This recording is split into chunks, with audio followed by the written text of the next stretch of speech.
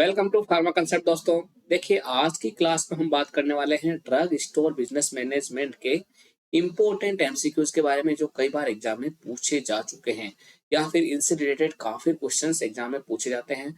हम इनका complete explanation भी डिस्कस करेंगे, जिससे कि इनसे रिलेटेड अगर कोई सा भी क्वेश्चन आपके एग्जाम में आए तो आप उसको आसानी से सॉल्व कर सको। देखिए, अगर आपके कोई भी मित्र या आप drug inspector exam, GPAT exam, pharmacist exam या फिर किसी भी कॉम्पिटिटिव फार्मा एग्जाम की तैयारी कर रहे हैं, तो गूगल प्ले स्टोर से आज ही अभी के अभी फार्मा कंसेप्ट ऐप को जरूर डाउनलोड कीजिएगा।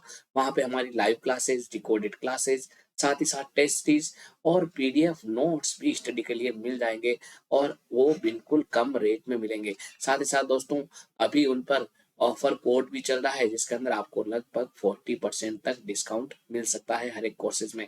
तो काफी कुछ वहां पे आपको सीखने को मिलेगा। तो अपने जितने भी फ्रेंड्स हैं उनको भी बोलिएगा फार्मा कंसेप्ट ऐप को डाउनलोड करने का, और आप भी इससे तैयारी कीजिएगा, जिससे कि आप निश्चित तौर पे एग्जाम में सफलता हासिल कर सको। तो चलिए शुरू करते हैं आज का टॉपिक, जिसका नाम है टीएसपीएम के कुछ इंपॉर्टेंट एमसीक्यूज। सबसे पहला क्वेश्चन हम देख लेते हैं। पहला क्वेश्चन है, the minimum area required to open a retail और होलसेल ड्रग स्टोरेज। यानी कितना मिनिमम एरिया चाहिए अगर मान लो कोई व्यक्ति रिटेल या फिर होलसेल ड्रग स्टोर ओपन करता है, तो कितना मिनिमम एरिया मिनिमम चाहिएगा। ऑप्शन है 10 मीटर स्क्वायर, ऑप्शन बी है 15 मीटर स्क्वायर, ऑप्शन सी है 16 metre square and option D है 20 मीटर स्क्वायर। तो दोस्तों, यहाँ पे जो राइट आंसर रहेगा वो रहेगा ऑप्शन ए, यानी कि 10 मीटर स्क्वायर। देखिए, आपको मैं फिर से बता देता हूँ कि मान लो कोई व्यक्ति अलग से रिटेल स्टोर खोलना चाहता है, तो उसको 10 मीटर स्क्वायर का एरिया चाहिए चाहिए। अगर वो होलसेल ड्रग स्टोर भी सेपरेट ओपन करना चाहता है, तो उसको मिनिमम 10 मीटर स्क्वायर का एरिया चाहिए। देखिए, the minimum area required to open a retail और wholesale drug store is 10 meter square. अगर हम इसमें फीट में बात करें तो इसको हम 108 फीट स्क्वायर भी कहते हैं। देखिए, अगर कोई व्यक्ति चाहता है कि मैं कंबाइंड तौर पे दोनों ही ओपन करूं, जिसमें रिटेल भी हो और होलसेल भी हो, तो वहां पे आपको जो मिनिमम एरिया चाहिएगा वो चाहिएगा 15 मीटर स्क्वायर।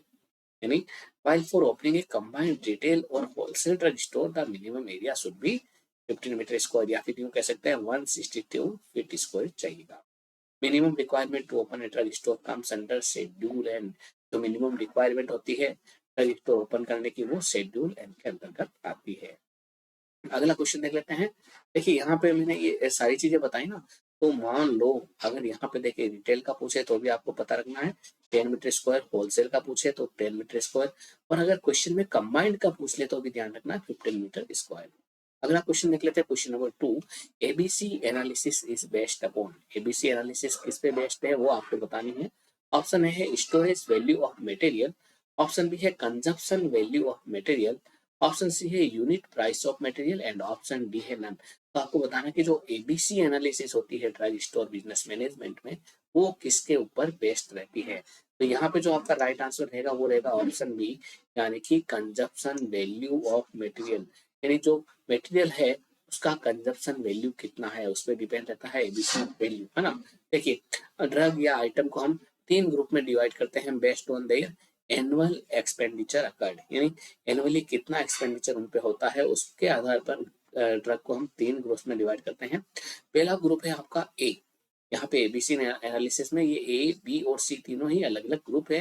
ग्रुप ए का मतलब हुआ कि 10% ऑफ आइटम जो हमारे ड्रग स्टोर है उनमें मात्र 10% रखे जाने वाले item, and that consume 70% of total budget. यानी 10% ही आइटम है, बाकी अगर हम बजट के तौर पे देखें तो हमारे ड्रग स्टोर का 70% तक का बजट कंज्यूम कर रहे हैं। यानी जब कभी भी हम उन आइटम के बारे में ध्यान रखें तो हमें उनको क्रिटिकली ध्यान रखना चाहिए। यानी कोई भी आइटम अगर मिसमैच हुआ तो अपने बहुत ही ज्यादा बजट में लॉस हो सकता है। तो ये क्रिटिकली वाइड ग्रुप रहता है, ग्रुप ए। इसमें मात्र 10% आइटम ही रहते हैं। जो महंगे महंगे आइटम होते हैं ना, वो ग्रुप ए के अंदर आते हैं। सेकंड हो गया आपका ग्रुप बी, जिसमें 20% ऑफ आइटम रहते हैं और वो हमारे टोटल बजट का 20% कंज्यूम करते हैं। जैसे कि 100 या 1 लाख रुपीज मान लो अपन ने टोटल कंज्यूम किया है एक ड्रग स्टोर ओपन करने के लिए, तो वहां पे 20,000 रुपीज का ये ग्रुप बी आइटम लगभग रहेगा। इसी तरीके से आता है आपका group C item. Group C item में कितने होते हैं, 70% ऑफ आइटम्स जो हमारी मेडिकल स्टोर है या फिर रिटेल शॉप है उसके अंदर 70% ऑफ आइटम ग्रुप सी के रहते हैं और ये टोटल बजट का मात्र 10% ही कंज्यूम करते हैं। तो ये ग्रुप एबीसी एनालिसिस किस पे डिपेंड है? कंजप्शन वैल्यू ऑफ मटेरियल, कितना कंज्यूम करते हैं मटेरियल, है ना, उनकी वैल्यू कितनी है, उस पे एबीसी एनालिसिस बेस्ड है। अगला क्वेश्चन देख लेते हैं। देखिए यहाँ पे क्वेश्चन इस तरीके से भी आ सकता है, ग्रुप ए में कौन सा आइटम रखा गया है, ग्रुप बी में कौन सा रखा गया है, तो आप कंप्लीटली इसके बारे में मालूम होना चाहिए। अगला क्वेश्चन देखें, वीईडी एनालिसिस रिफर्स टू, यहाँ पे इसको हम वेद एनालिसिस भी कहते हैं। वीईडी एनालिसिस किसको रेफर्स करती है? ऑप्शन ए है very effective dose, option B है vital essential desirable, option C है very effective date and option D है वेरी एसेंशियल डोज। आपको बताना है कि वीईडी एनालिसिस का मतलब क्या होता है। देखिए बिल्कुल आसान सा क्वेश्चन है, बिल्कुल अच्छा क्वेश्चन है, कई बार एग्जाम में पूछा गया है। तो इसका जो राइट आंसर रहेगा वो रहेगा ऑप्शन बी, यानी कि वाइटल एसेंशियल एंड डिजायरेबल। ये आपका वीडी एनालिसिस का मतलब होता है। देखिए वीडी एनालिसिस को हम वेद एनालिसिस भी कहते हैं। देखिए वी फोर होता है वाइटल आइटम, क्या होता है? Vital item in about 10% of total item. और drug, absence of this drug can not be tolerated, ऐसे आइटम जिनकी एब्सेंस अगर मान लो ड्रग स्टोर में है तो वो टॉलरेबल नहीं है, ऐसे आइटम्स हम वाइटल आइटम में डालते हैं। सेकंड हो गया आपका एसेंशियल आइटम्स, जो लगभग हमारे ड्रग स्टोर के अंदर 40% तक रहते हैं, अबाउट 40% ऑफ टोटल आइटम और drug. And absence tolerated for short period of time, अगर मान लो वो कम हो गए, खत्म हो गए, तो थोड़े से पीरियड के लिए हम उनकी एब्सेंट झेल सकते हैं, हम उसकी जगह कोई रिप्लेस आइटम भी दे सकते हैं। और थर्ड हो गया आपका डिजायरेबल आइटम्स। डिजायरेबल आइटम्स जो कि लगभग हमारे मेडिकल स्टोर पे या रिटेल शॉप पे 50% तक टोटल आइटम हो, that is called desirable item, है ना, बहुत ज्यादा मात्रा में पाए जाते हैं ये। और absence tolerated for long period of times, अगर मान लो कोई आइटम इसमें से एब्सेंट है तो उसको हम काफी समय तक झेल सकते हैं। इन आइटम्स रिक्वायर्ड और लेस सीरियस पेशेंट, क्योंकि ये आइटम्स जो कम सीरियस पेशेंट है उनको लिए चाहिए होता है, और वाइटल आइटम तो सीरियस पेशेंट के लिए चाहिए होता है। मान लो एक भी आइटम इसमें से कम हो गया तो पेशेंट की जान जा सकती है, अगर मान लो टाइमली अवेलेबल हो तो। इसलिए absence of this drug can not be tolerated, इसलिए वाइटल आइटम होना जरूरी है। तो वीडी एनालिसिस यही बताता है कि जो हमारी मेडिकल स्टोर है उसमें कौन सा आइटम वाइटल आइटम की कैटेगरी का है, कौन सा एसेंशियल आइटम का है और कौन सा डिजायरेबल आइटम्स के अंदर आता है। अगला क्वेश्चन है, full form of FIFO is, FIFO का पूरा नाम क्या है? ये क्वेश्चन भी कई बार एग्जाम में पूछा गया है। ए है option first in fast out, option B है first in first out, option C है first in first order and option D है फर्स्ट इन फास्ट ऑर्डर। आपको बताना है कि फुल फॉर्म ऑफ फीफो क्या होता है, तो यहाँ पे आपका आंसर रहेगा ऑप्शन बी, यानी फर्स्ट इन फर्स्ट आउट। यानी जो पहले अंदर आ गया है उसे हमें पहले ही बाहर निकालना है ना। जैसे कि फर्स्ट इन फर्स्ट आउट का मतलब क्या हुआ? जैसे कि मान लो कोई आइटम हमने 2021 में परचेज कर लिया था, तो हमें उसको सबसे पहले उसको 2021 वाले आइटम को बाहर निकालना है। अगर मान लो मैंने कोई आइटम 2023 में परचेज किया है या 2022 में परचेज किया है और इसके सामने रख दिया है, तो पहले मेरे को 2022 वाला नहीं निकालना है, पहले मेरे को कौन सा निकालना है? 2021 वाला, क्योंकि इसकी एक्सपायरी डेट नहीं होगी और इसकी एक्सपायरी डेट लॉन्ग होगी। जो बाद में लिया उसकी एक्सपायरी डेट जनरली लॉन्ग होती है ना। तो जो बाद वाला आइटम है उसको हमें रहने, लास्ट इन लास्ट आउट होता है, लीलो भी होता है लास्ट इन लास्ट आउट। तो लास्ट में लिया है उसको लास्ट में ही आउट करना है, जो पहले लिया उसको पहले आउट करना है, जिससे कि बाहर निकालना है, जिससे कि कोई भी ड्रग मेडिकल स्टोर पे या फिर जो भी आपका रिटेल है या होलसेलर है स्टोर है वहां पे एक्सपायर नहीं। इसलिए फर्स्ट इन फर्स्ट आउट या फीफो पद्धति अपनाई जाती है जब कभी भी हम रिटेल या मेडिकल होलसेल वाला मेडिकल स्टोर ओपन करते हैं। तो अगला क्वेश्चन देखते हैं, question number 5, buffer stock is the level of stock. Buffer stock में से क्या है, कौन सा लेवल है स्टॉक का? ऑप्शन है half of the actual stock, option B है maximum stock in inventory, option C है minimum stock level below which actual stock should not fall and option D है half of the actual stock. तो आपको बताना है कि buffer stock इनमें से क्या होता है। तो यहाँ पे जो आपका आंसर रहेगा वो रहेगा ऑप्शन सी, यानी कि minimum stock level below which actual stock should not. Buffer stock ये है कि हमारी जो भी रिटेल शॉप है उसके अंदर मिनिमम किसी ड्रग का स्टॉक लेवल कितना होना चाहिए, इससे नीचे नहीं हो, हमेशा कम से कम इतना स्टॉक तो होना ही चाहिए, जैसे कि मान लो कोई सप्लाई आने में 2 या 4 दिन लग जाए या फिर कुछ लेट आए या 5-7 दिन का ग्रेस पीरियड लग जाए, तो मिनिमम ये जो स्टॉक है वो उस समय तक चल सके, है ना? तो इतना जो मिनिमम स्टॉक रखना है that is called buffer stock, है ना? बफर स्टॉक एक प्रकार का सेफ्टी स्टॉक है। क्या है सेफ्टी स्टॉक? मान लो कुछ भी एनवायरमेंटल कंडीशन हो जाए या कुछ भी कंडीशन हो जाए, तो एटलीस्ट इतना स्टॉक तो अपने पास होना ही चाहिए जो कि उसको लगभग 20-25 दिन 15 दिन तक उसको चला सके। देखिए ये कैसे कैलकुलेट किया जाता है? इसको कैलकुलेट करने का तरीका है मैक्सिमम डेली कंजम्पशन, यानी एक दिन में कितना कंज्यूम हो रहा है माइनस एवरेज डेली कंजप्शन, ठीक है ना? उसमें से एवरेज डेली कितना कंज्यूम हो रहा है, मैक्सिमम कितना हो रहा है, उसमें से एवरेज को घटा लो। और टोटल लीड टाइम जैसे कि कई बार होता है कोई मेडिकल स्टोर वाले 7 डेज का लीड टाइम देते हैं, ये नहीं इतना होना चाहिए। कोई अगर मान लो गाँव के अंदर है, दूर दराज में है, तो वो लगभग 15 डेज का लीड टाइम्स भी दे सकते हैं। और यहाँ बहुत ही ज्यादा दूर है तो 30 डेज का भी लीड टाइम्स दिया जा सकता है। तो जितना लीड टाइम देंगे उसी के अनुसार उसका बफर स्टॉक रहेगा। लीड टाइम का मतलब होता है ऐसा टाइम जिसमें हम कैलकुलेट करते हैं कि हम जब ऑर्डर करेंगे तो सामने वाली जो भी फर्म है वो कितने दिन में हमारे पास पहुंचाएगी और उसको पहुंचने में कितना टाइम लगेगा, या फिर कुछ भी एनवायरमेंटल कंडीशन चेंज हो जाए तो उसको मैक्सिमम कितना टाइम लग सकता है, वो हम लीड टाइम में जनरली काउंट करते हैं। Where lead time is the time period between placing an order and its recipient in store, यानी अगर ऑर्डर को प्लेस करें तो उसके बाद वो कितने दिन में रेसिपिएंट यानी स्टॉक में आ जाता है, तो जो टाइम होता है that is called lead time. गाँव के अंदर दूर दराज क्षेत्र में अगर मान लो आपका रिटेल शॉप है तो वहाँ पे लीड टाइम ज्यादा होगा, और अगर शहरी क्षेत्र में है तो लीड टाइम जनरली कम होता है।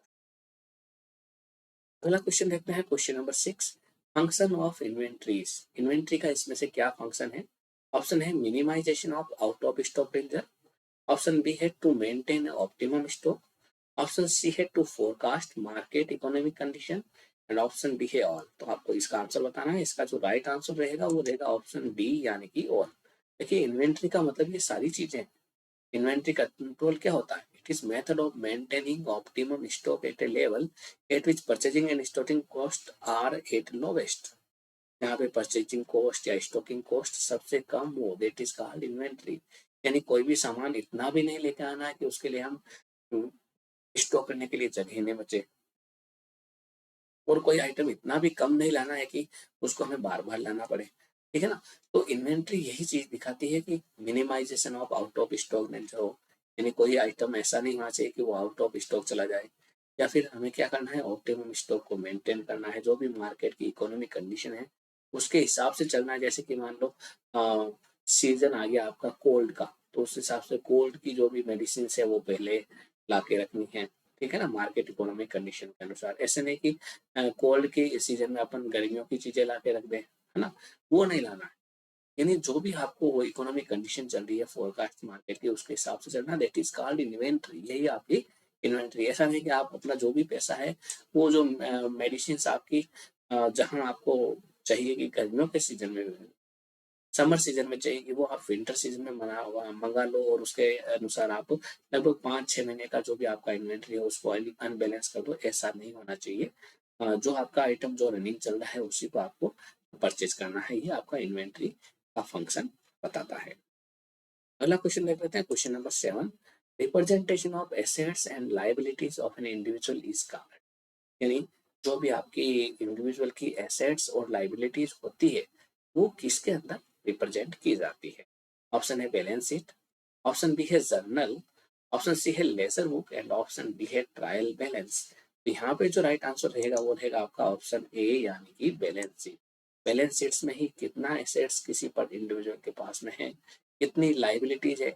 एसेट्स और लाइबिलिटीज का मतलब देनदारियां, यानी कितना से वो मांगता है और कितनों से वो लेना चाहता है। लेनदारियां और देनदारियां हिंदी में देखें तो वो आपकी एसेट्स एंड लाइबिलिटीज कहलाती है, और ये बैलेंस शीट के अंदर आता है। देखिए इसी तरीके से अगर हम बात करें जर्नल और सब्सिडरी बुक की, है ना, जर्नल को ही सब्सिडरी बुक भी कहते हैं।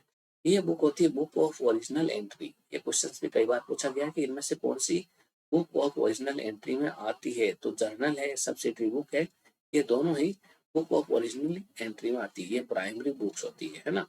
फिर आता है लेजर। लेजर क्या है? सेकेंडरी बुक है, जो कि सब्सिडरी बुक से ही बनाया जाता है। उसको कंपाइल करके काम में क्या लिया जाता है, यानी जर्नल को कंपाइल करके या फिर सब्सिडरी बुक को कंपाइल करके लेजर बनाया जाता है। तो लेजर क्या है, एक compilation of various account of subsidiary books. जितनी भी आपकी सब्सिडरी बुक्स है उनका कंपाइलेशन इज कॉल्ड लेजर। ये सेकेंडरी बुक्स है। प्राइमरी बुक्स कौन सी होगी, जर्नल और सब्सिडरी बुक। फिर उसके बाद में आता है ट्रायल बैलेंस।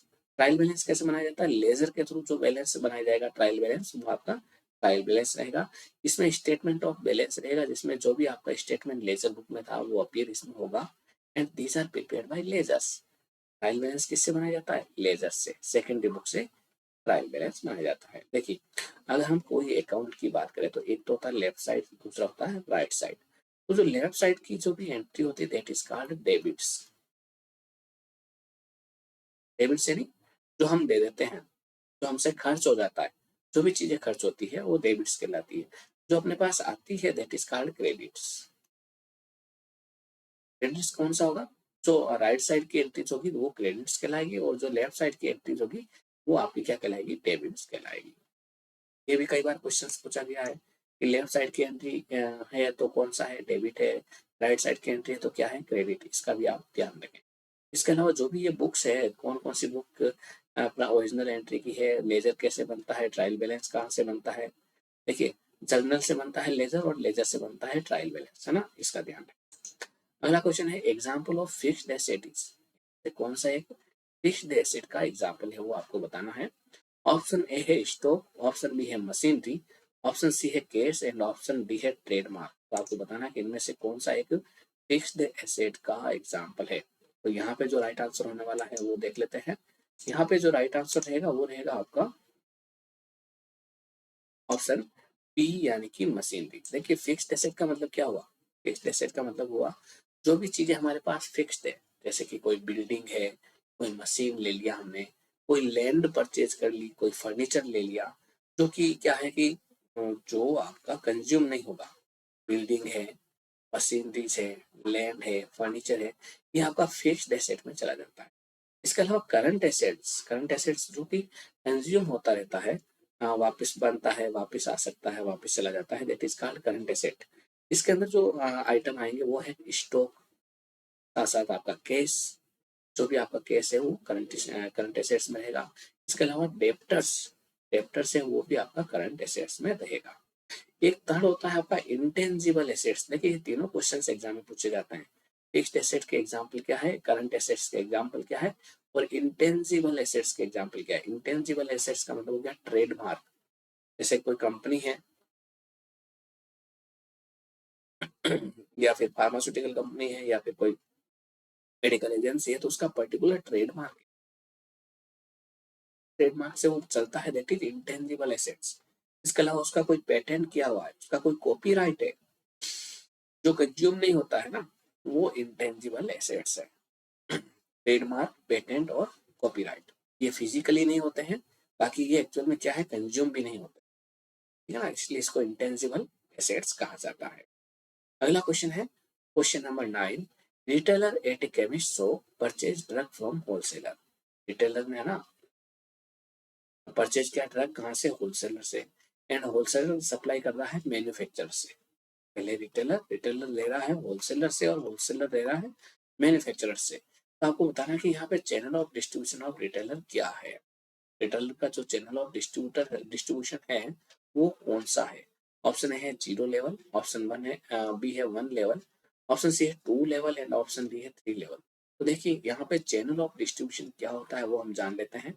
और आपको फिर से बता देते हैं कि आपके कोई भी मित्र अगर फार्मासिस्ट एग्जाम की, जीपीएट एग्जाम की, ड्रग इंस्पेक्टर एग्जाम की तैयारी कर रहे हैं तो गूगल प्ले स्टोर से आज ही अभी फार्मा कंसेप्ट ऐप डाउनलोड करें। वहाँ पे आप हमारी live classes, recorded classes, test series और हमारे जो भी पीडीएफ नोट्स हैं उनको आप डाउनलोड कर सकते हैं और उनको आसानी से पढ़ सकते हैं। तो देखिए, यहाँ पे जो आपका आंसर रहेगा वो रहेगा ऑप्शन सी, यानी कि 2 लेवल। जैसे देखिए, अगर हम बात करें चैनल ऑफ डिस्ट्रीब्यूशन की तो दो तरीके के चैनल होते हैं, एक तो होता है डायरेक्ट चैनल और दूसरा होता है इनडायरेक्ट चैनल। देखिए, डायरेक्ट चैनल का मतलब क्या होता है, मैन्युफैक्चर से अगर मान लो डायरेक्ट कंज्यूमर के पास में कोई आइटम आता है, जहां से मैन्युफैक्चर है, मैन्युफैक्चर होते ही सीधा का सीधा कंज्यूमर के पास में चला जाता है, तो that is called direct channel. ये आपका 0 लेवल कहलाता है, क्योंकि इसके बीच में कोई भी व्यक्ति नहीं है, डायरेक्टली ये यहाँ पे आ रहा है। सेकंड होता है आपका इनडायरेक्ट स्टेज। इनडायरेक्ट स्टेज में क्या होता है, वन स्टेज में पहले तो मैन्युफैक्चरर था, मैन्युफैक्चरर से गया रिटेलर के पास में, रिटेलर से गया कंज्यूमर के पास में। तो यहाँ पे एक मिडल मैन हो गया, दैट इज रिटेलर। रिटेलर क्या हो गया यहाँ पे, वन मिडल मैन। तो इसलिए इसको हम बोलते हैं वन स्टेज। ऐसे ही मैन्युफैक्चरर से गया होलसेलर के पास में, होलसेलर से गया रिटेलर के पास में, रिटेलर से गया कंज्यूमर के पास में, जैसा कि यहाँ क्वेश्चन में था, है ना। रिटेलर ने होलसेलर से लिया, होलसेलर ने मैन्युफैक्चरर से लिया। तो कंज्यूमर तक आते हुए जो सबसे लास्ट स्टेज है वहां तक आते थे ये इसमें टू मिडल मैन बन गए। एक तो कौन बन गया, होलसेलर, और दूसरा बन गया रिटेलर, इसलिए इसको बोलते हैं टू स्टेज। और थ्री स्टेज में क्या होता है, मैन्युफैक्चरर से गया डिस्ट्रीब्यूटर के पास में, देन गया होलसेलर के पास में, देन गया रिटेलर के पास में, एंड लास्ट में आया वो कंज्यूमर के पास में। जो उपभोक्ता होता है ना, कंज्यूम करने वाला, वो सबसे लास्ट में रहता है। इस चीज का हमें ध्यान रखना है। तो यहाँ पे थ्री मिडल मैन हो गए, डिस्ट्रीब्यूटर, होलसेलर एंड रिटेलर, इसलिए ये क्या कहलाता है, चैनल ऑफ डिस्ट्रीब्यूशन। ये three stage channel of distribution कहलाता है। तो आपको पता चल गया होगा चैनल ऑफ डिस्ट्रीब्यूशन कौन कौन से होते हैं, डायरेक्ट और इनडायरेक्ट। और डायरेक्ट में जीरो लेवल रहता है, और वन स्टेज, टू स्टेज और थ्री स्टेज आपके इनडायरेक्ट चैनल के अंदर रहते हैं। अब देख लेते हैं अगला क्वेश्चन, जिसका जो है आपका 10th क्वेश्चन। क्वेश्चन है ये आपका, the minimum stock level is, minimum stock level क्या है, उसका फॉर्मूला आपको बताना है। ऑप्शन ए है reorder level minus normal consumption multiply by normal delivery times. Option B है reorder level plus normal consumption multiply by normal delivery times. Option C है reorder level minus normal consumption and then multiply by normal delivery times. And option D है reorder level plus normal consumption and then multiply by normal delivery times. तो minimum stock level के लिए क्या formula होता है वो आपको बताना है। तो यहाँ पे आपका आंसर रहेगा ऑप्शन ए। देखिए जो रीऑर्डर मिनिमम स्टॉक लेवल रहता है आपका, रीऑर्डर लेवल से आप निकाल लो normal consumption multiply by normal delivery times. उसको अगर हम बाहर निकाल लेंगे से, तो वो आपका मिनिमम स्टॉक लेवल कहलाएगा। देखिए रीऑर्डर लेवल को भी हम कैलकुलेट कर सकते हैं, उसको हम करेंगे maximum consumption rate multiply by maximum reorder period. इससे हम रीऑर्डर लेवल फाइंड आउट करेंगे, और इस वैल्यू को अगर हम रख देंगे ना ये फॉर्मूले में, तो पूरा का पूरा आपका मिनिमम स्टॉक लेवल आ जाएगा। अगला क्वेश्चन देखते हैं, question number 11। Trade includes, trade इसमें से क्या क्या इंक्लूड करता है वो आपको बताना है। ऑप्शन ए है बाइंग, ऑप्शन बी है सेलिंग, ऑप्शन सी है exchange of goods and option D है ऑल। आपको बताना है जो ट्रेड होता है ना, ट्रेड का मतलब क्या होता है, व्यापार।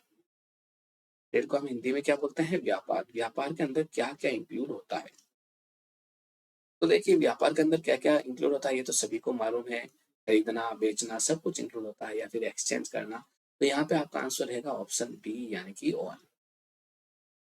कि ट्रेड यानी व्यापार का मतलब ही यही होता है, बाइंग सेलिंग या फिर एक्सचेंज ऑफ गुड्स। देखिए ट्रेड को हम अलग अलग तरीके से डिवाइड कर सकते हैं। एक तो होता है इंपोर्ट ट्रेड।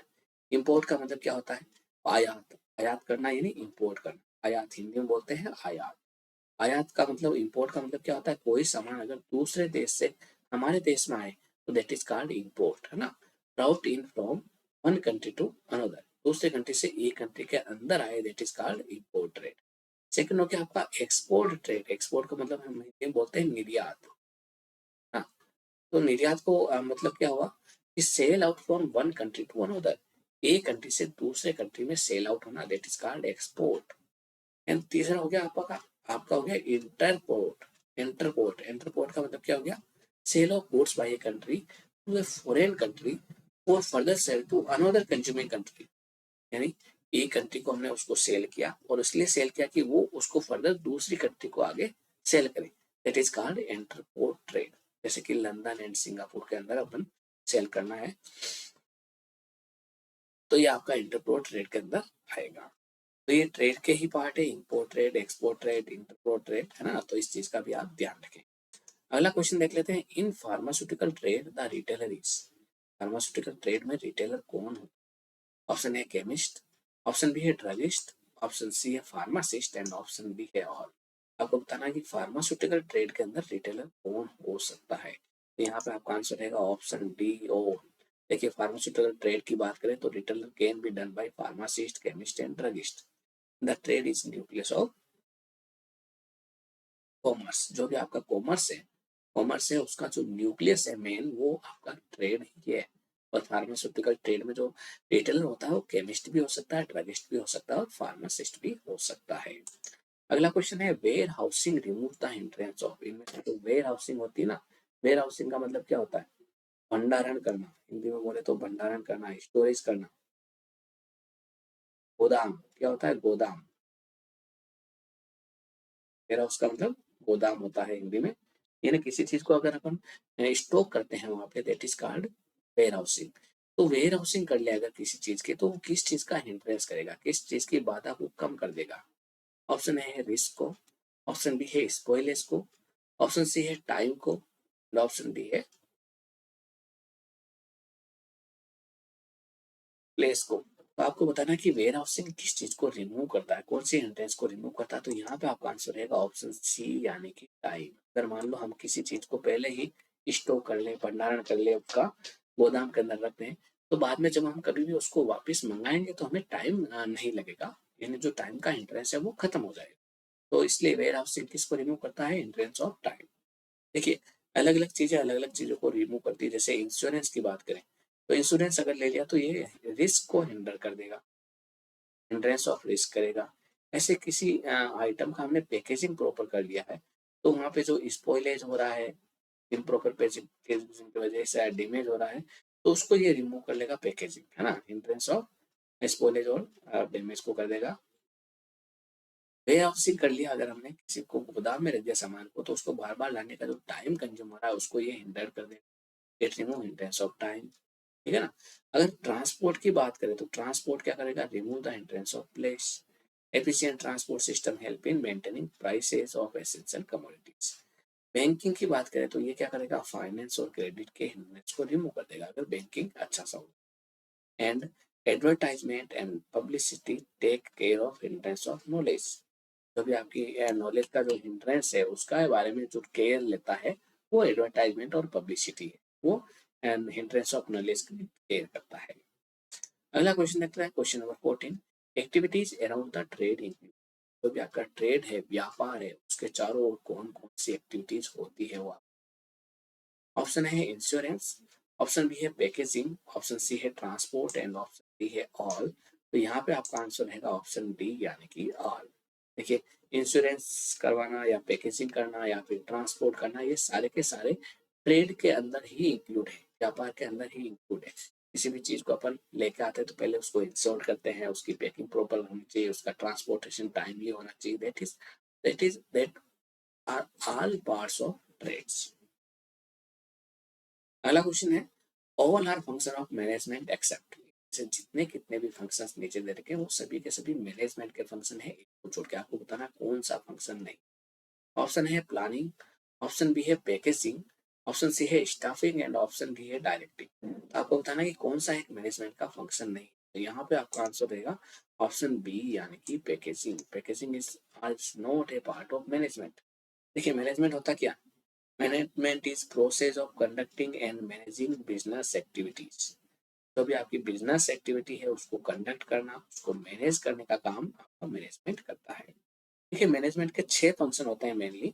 कौन कौन से होते हैं वो हम देख लेते हैं। सबसे पहला है प्लानिंग, यानी कोई भी बिजनेस होता है ना उसका प्लान भी मैनेजमेंट करता है। सबसे पहले कहाँ से शुरू होता है? उसका प्लानिंग से। फिर उसके बाद में ये करता है ऑर्गेनाइजिंग, एक ग्रुप बनाता है, ऑर्गेनाइजेशन बनाता है। और फिर उसमें से क्या करता है? स्टाफिंग का रिक्रूटमेंट करता है, स्टाफिंग लेके आएगा। फिर उन सभी को डायरेक्शन देगा, डायरेक्टिंग करेगा कि किस तरीके से दिशा निर्देश देगा, कैसे काम करना है। और उनके ऊपर एक कंट्रोल सिस्टम बनाए रखेगा और उनको आपस में कोऑर्डिनेट करके चलेगा जिससे कि सारे काम उसके एक के बाद एक आसानी से हो सके। तो ये आपका सारे के सारे पार्ट मैनेजमेंट के थे। पैकेजिंग आपका ट्रेड की एक्टिविटी का पार्ट है। Packaging is a part of trade activities. अगला क्वेश्चन देखते हैं, question number 16। The total capital involve in small scale industries.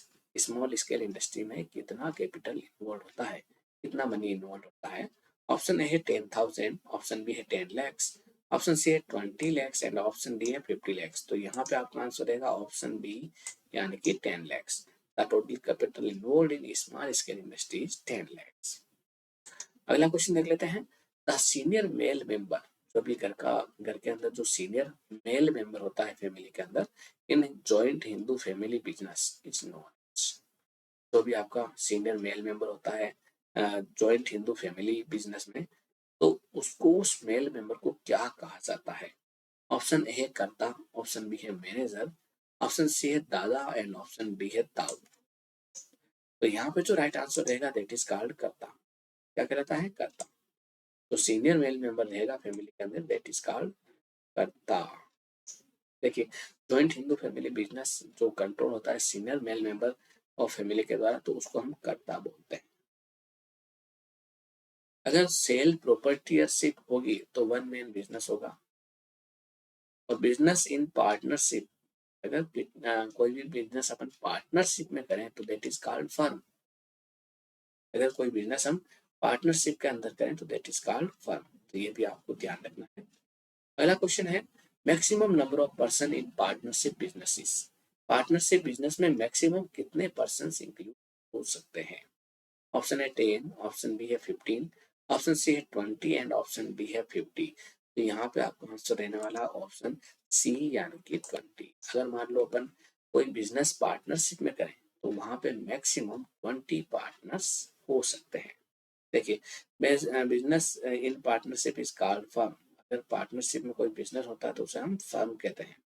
And maximum number of person in a firm is 20। देखिए, general partnership होती है जहाँ पे partners has unlimited liabilities of firm. ये होती है लिमिटेड पार्टनरशिप जिसमें 2 टाइप की पार्टनर्स हो सकते हैं। एक तो हो गया जनरल पार्टनर जिसमें अनलिमिटेड लाइबिलिटीज रहेगी, एंड एक हो गया लिमिटेड पार्टनर जहाँ पे लिमिटेड लाइबिलिटीज रहेगी। देखिए, maximum number of partner in banking की बात करें, देखिए maximum number of partner in business कहें तो 20। अगर हम बैंकिंग में मैक्सिमम पार्टनर की बात करें तो वहां पे होगा आपका 10। बैंकिंग की बात करें तो मैक्सिमम पार्टनर कितना होंगे? 10। यहाँ तक आपको सभी समझ में आ गया होगा। अगला क्वेश्चन देख लेते हैं, क्वेश्चन नंबर 19। देखिए, in a firm a person is acknowledged as a partner due to their good behaviour. एक पर्सन को उस फर्म के अंदर पार्टनर के रूप में एक्नॉलेज कर लिया गया क्योंकि उसका बहुत ही अच्छा व्यवहार था, अच्छा बिहेवियर था। जबकि उसका इन्वेस्टमेंट बिल्कुल नहीं है, he has no investment, no share in profit loss and management. तो ऐसे पार्टनर को क्या कहेंगे? यानी एक ऐसा व्यक्ति, ऐसा पार्टनर जिसको खाली गुड बिहेवियर के लिए ही उस फर्म के अंदर लिया है, तो उस पार्टनर को क्या कहा जाता है? ऑप्शन है नॉमिनल पार्टनर, ऑप्शन बी है माइनर पार्टनर, ऑप्शन सी है partner by estoppels and option D है इनएक्टिव पार्टनर। तो यहाँ पे जो आपका आंसर रहेगा वो रहेगा ऑप्शन सी यानी कि पार्टनर बाय एस्टोपल्स। यानी देखिए, एक्टिव पार्टनर का मतलब क्या होता है? एक्टिव पार्टनर का मतलब होता है वर्किंग पार्टनर। तो भी आपका वर्किंग पार्टनर है that is called active partner. Inactive partner का मतलब स्लीपिंग पार्टनर, जो सो रहा है। पार्टनर तो बना हुआ है, बाकी वर्क नहीं, कुछ नहीं कर रहा है, इट इज इनएक्टिव पार्टनर। एक होता है नॉमिनल पार्टनर। नॉमिनल पार्टनर का मतलब क्या होता है? No share in investment and profit loss, only his name lends as partner of firm. नहीं, मान खाली उसका नाम चलता है as a partner of firm, उसका कोई भी इन्वेस्टमेंट में शेयर नहीं है, प्रॉफिट लॉस में भी शेयर नहीं, तो उसको हम बोलते हैं नॉमिनल पार्टनर। एक होता है माइनर पार्टनर। माइनर पार्टनर का मतलब होता है कि ऐसे पार्टनर जिसकी उम्र 18 साल से कम है, और 18 साल से कम होने की वजह से उसके पास सारे के सारे जो पावर है, राइट्स है, पार्टनरशिप के अभी नहीं है, तो उसको हम बोलेंगे माइनर पार्टनर। एक होता है सीक्रेट पार्टनर। सीक्रेट पार्टनर का मतलब ऐसा पार्टनर जिसका नाम डिस्क्लोज नहीं किया जाता है ना, गुप्त रखा जाता है, that is called secret partner. And अगला क्वेश्चन है question number 20। Number of person involve in public company. आपको ये बताना है कि पब्लिक कंपनी के अंदर कितने पर्सन इन्वॉल्व हो सकते हैं। क्वेश्चन है आपके सामने आ चुका है। ऑप्शन ए है 2 to 50, ऑप्शन बी है 10 to 50, ऑप्शन सी है 50 to 100 एंड ऑप्शन डी है minimum 7 and no upper limit. आपको ये बताना है कि number of person involve in public company are कितने। देखिए, यहाँ पे जो राइट आंसर होने वाला है उसका आंसर है ऑप्शन डी, यानी कि मिनिमम तो 7 है और अपर लिमिट कुछ भी नहीं है। तो आपके number of person public company में इन्वॉल्व हो गए। अगर हम प्राइवेट कंपनी की बात करें, फॉर प्राइवेट कंपनी, तो नंबर ऑफ पर्सन रिक्वायर्ड कितना होना चाहिए, 2 से लेकर 50 तक होने।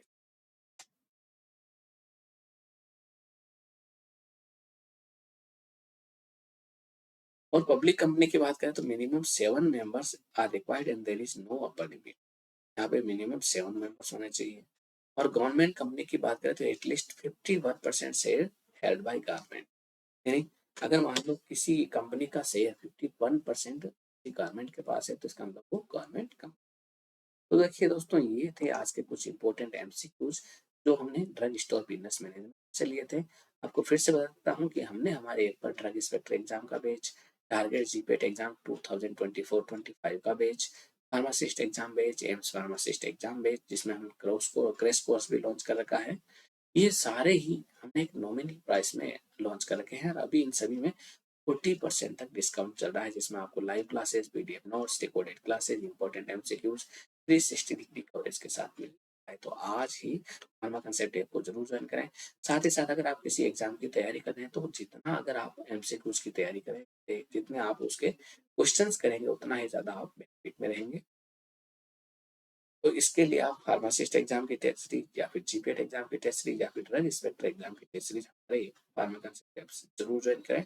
इसमें आपको 3000 से भी ज्यादा MCQs weekly test, live test के हिसाब से मिलते रहेंगे। साथ ही साथ इनकी वैलिडिटी 1 ईयर की है। इसमें 360 डिग्री का कवरेज है। मात्र ये सारी टेस्ट सीरीज 500 रुपीज में है। और अगर इसमें डिस्काउंट देखते हैं, 40% आज का डिस्काउंट लेकर चलते हैं, तो मात्र ये सारी टेस्ट सीरीज आपको 300 रुपीज में मिलने। तो आज ही इनको भी जरूर ज्वाइन करें। और आज की क्लास अपन यही कंप्लीट करते हैं। आशा है आपको आज की क्लास में सारा समझ में आया होगा। आज की क्लास यही कंप्लीट करते हैं। Best of luck for exam and thanks.